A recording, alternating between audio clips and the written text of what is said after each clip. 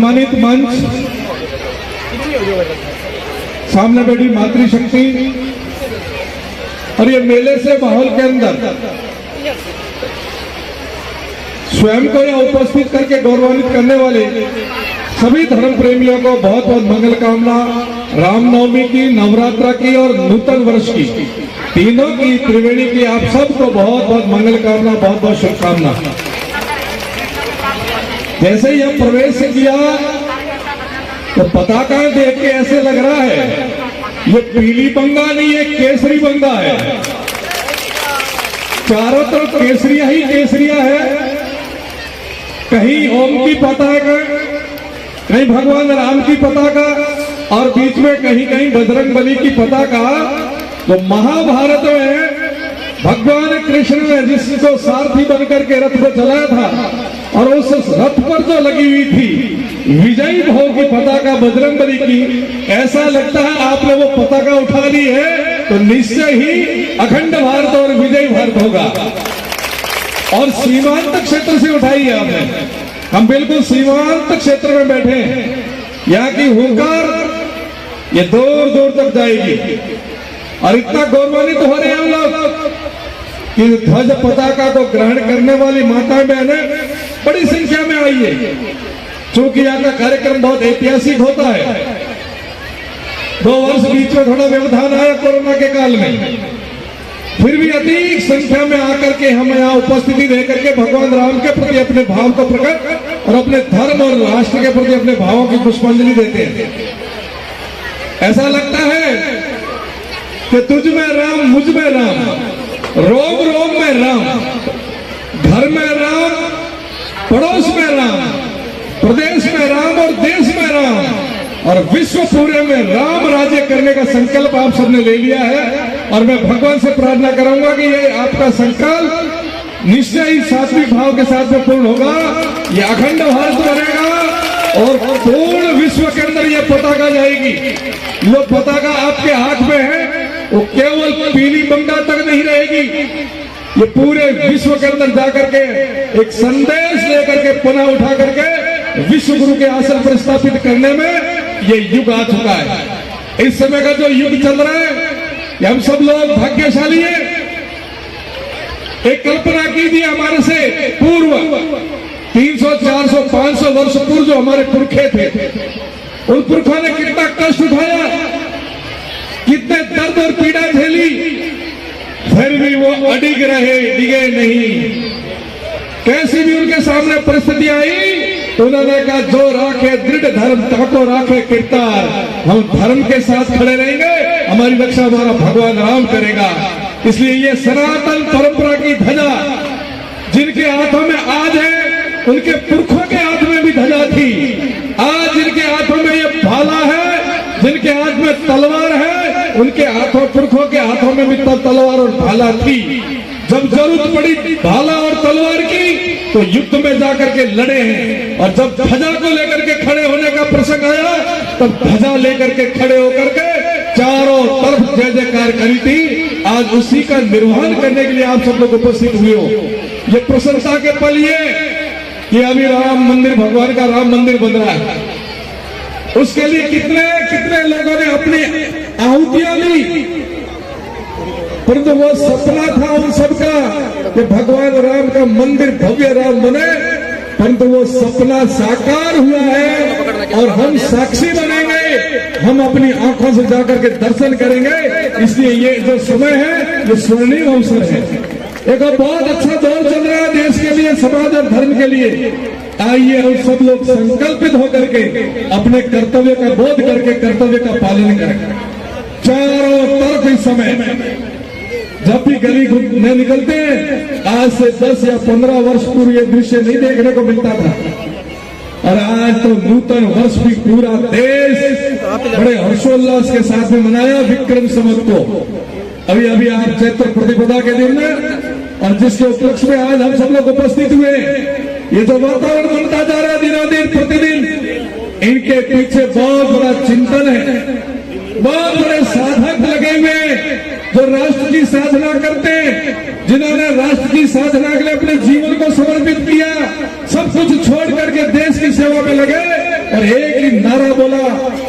राष्ट्राय इदं न मम, मैं राष्ट्र के लिए हूँ, मेरे लिए नहीं हूँ। इस निष्ठा के साथ जो हमारे स्वयंसेवक बंधु, पदाधिकारी बंधु, विश्व हिंदू परिषद, संघ, विभिन्न प्रकार के संगठन आज एक ही भाव और एक ही भावना के साथ में देश के लिए समर्पित होकर के भैया और भगिनियां जो लगे हुए हैं, उसके कारण ये कालखंड हम सब के लिए स्वर्णिम कालखंड बना है। और आने वाले समय में कि आप देख रहे हो ये भारत का मान और सम्मान पूरे विश्व में स्थापित होता जा रहा है। पूरा विश्व भारत का पुनः उठता हुआ और अग्रसर होता हुआ देख रहा है और पूरा विश्व प्रतीक्षा करता है, भारत आगे चलो, हम आपके पीछे चलेंगे। और एक दृश्य मैंने देखा मोबाइल के माध्यम से, जब मोदी जी गए थे जापान, विश्व के महाशक्तियों के राष्ट्राध्यक्ष मोदी जी आगे चल रहे थे, वो पीछे चल रहे थे। संकेत यही था कि भारत पहले भी विश्व गुरु था, भारत पहले भी महाशक्ति था, अब फिर उठ के रंगड़ाई लेके खड़ा हुआ, फिर विश्व गुरु बनेगा, महाशक्ति बनेगा। केवल हमारी वहां भूमिका तय होनी चाहिए कि हमें हमारा यहाँ खड़ा रहना है। यूक्रेन का युद्ध, रशिया और यूक्रेन के युद्ध का दृश्य आप सब भूले नहीं हो। जब विपदा में हमारे विद्यार्थी फंसे, एक ही उन्होंने तरीका ढूंढा कर तिरंगा लेकर के निकले। जब तिरंगा लेके निकले तो तिरंगा के सम्मान में उनकी तोफे झुक गई, रुक गई। ये है भारत आज का। और पड़ोसी पाकिस्तान के बच्चों ने भी यदि तिरंगा ले लिया तो उनको भी तिरंगे की शरण में पार जाना पड़ा। ये आज का भारत। लेकिन इस समय हम सबको गर्व के साथ में, स्वाभिमान के साथ में खड़ा होकर के देश तक अपना योगदान देना चाहिए। और सबसे पहले राष्ट्र के निर्माण में हम लोग अपना चिंतन करेंगे और फिर आएंगे अपने पास में आगे। राष्ट्र निर्माण होता किसके द्वारा है? राष्ट्र निर्माण होगा कैसे? राष्ट्र निर्माण की शुरुआत मैं एक शब्द कहता हूं, उसी के प्रारंभ होगी है, खुद सुधरा तो जग सुधरा। हम शुरुआत अपने परिवार से करेंगे, अपने बच्चों से करेंगे, अपने घर से करेंगे, अपने स्वयं से करेंगे कि मैं राष्ट्र के साथ में किस प्रकार से मेरी योगदान और मेरी भूमिका क्या होनी चाहिए, हमें तय करना है। चाहे संत हो, चाहे गृहस्थी हो, चाहे व्यापारी हो, चाहे कर्मचारी हो, चाहे अधिकारी हो, चाहे जनप्रतिनिधि हो, हम सबको राष्ट्र को सर्वोपरि मान करके राष्ट्र के लिए पहला कदम उठाना चाहिए। राष्ट्र के साथ खड़ा रहना है तो पहले स्वतः ही समर्पण भाव होना चाहिए कि मैं चिंतन मेरे रग रग के अंदर, मेरे रोम रोम के अंदर राष्ट्र भावना और राम भावना होनी चाहिए। राम राज्य स्थापित करने का संकल्प है। और राम राज्य कोई व्यक्ति नहीं है, राम राज्य वो है जो मनुष्य को मनुष्यता की तरफ ले जाता है। और वो कहते हैं सर्वे भवन्तु सुखिनः, सर्वे सन्तु निरामया, सर्वे भद्राणि पश्यन्तु मा कश्चित् दुःखभाग् भवेत्। क्योंकि हमारी ऋषि परंपरा है, हम ऋषियों की प्रतिपादित परंपरा में जीवन निर्माण करते हैं। हम मानव के प्रतिपादित किसी भी परंपरा में निर्माण नहीं करते। ऋषियों ने, आप तो पुरुषों ने वो कुछ दिया तो भगवान की वेद की वाणी थी। मैं आज आप सबको देख करके इस नवीन वर्ष का, नवरात्र का और भगवान राम की रामनवमी के दिन का ये दृश्य हृदय से बहुत कुछ गदगद होते हुए आपके लिए मंगल कामना करता हूँ। मुझे पूर्ण विश्वास है कि जिस प्रकार आपके अंदर जो ये हिलोरे हैं, आपके अंदर जो भावना है, बड़ी संख्या में माता बहनें आई है। ये दृश्य बहुत कम देखने को मिलता है। ये जब मातृशक्ति खड़ी हो जाती है, वह शक्ति स्वरूप खड़ा हो जाता है, शक्ति स्वयं खड़ी हो जाती है। और इस प्रकार से मातृशक्ति, आज भारत की मातृशक्ति माँ भारती के लिए खड़ी हो गई है। और भारत माता का जय जयकार करेंगे।